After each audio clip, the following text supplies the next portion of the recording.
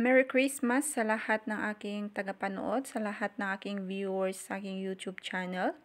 I wish na lahat kayo is masaya at okay ngayong Pasko. So, ngayon, ang ginagawa ko is nagagayat ako ng bunga ng gabi.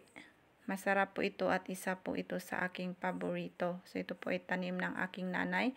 Kinuha ko nung hinatid ko yung anak ko sa bahay para magbakasyon. So, ayan, ito muna yung lulutuin naming panggabi namin ng asawa ko for this Christmas. Napakasarap po yan at isa po yan sa aking paboritong ulam. Kaya dinadamihan ko. Ang asawa ko kasi is medyo hindi kumakain masyado ng gulay. Ako lang din naman ang kumakain. Kaya dadamihan natin at sisiguraduhin natin uubusin natin mamaya. So, ayan na nga, hinugasan ko na yan. At saka yung tubig na niya is ganyan na. Diretso ko na siyang papakuluan. Ang importante is na hugasan ko naman kanina. So, yan, ini-slice ko lang siya ng konti-konti. At saka, mas maganda kasi pag huli mong slicein kasi para hindi mahugasan lahat yung vitamina niya. Ang gagawin natin kapag may mga gulay tayo is hugasan muna natin before natin na slicein. At nang kumulo lang nga is nilagyan ko na siya ng sibuyas, mapampalasa ng asin, at saka konting oil. Mga simpleng luto lang naman po ay yung aking ginagawa. Yung mga kung ano man po yung nandyan sa bahay, yun lang po yung kailangan nating ingredients. Mga simpleng luto sa probinsya lang po ito. Kaya ito po is hindi po perfect na luto na yung complete ingredients.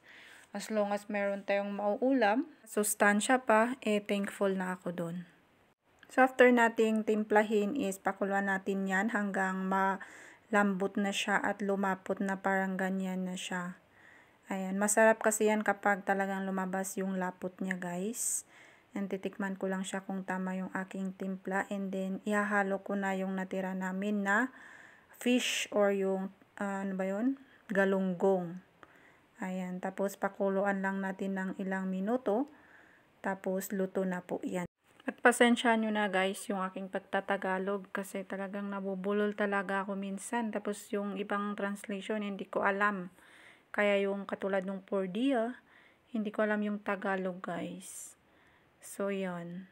So luto na nga yung ating ulam. Ang sarap po niyan. Mapapakain na naman tayo. And kain tayo guys kasi hindi pa ako nag-lunch kanina.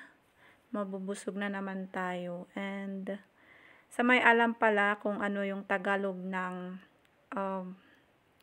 por dia, comment down below. Yung maunang pong makapagsasabi is my 50 Gcash po sa akin. So, ayan lang muna guys for today's video. Thank you again for watching. God bless.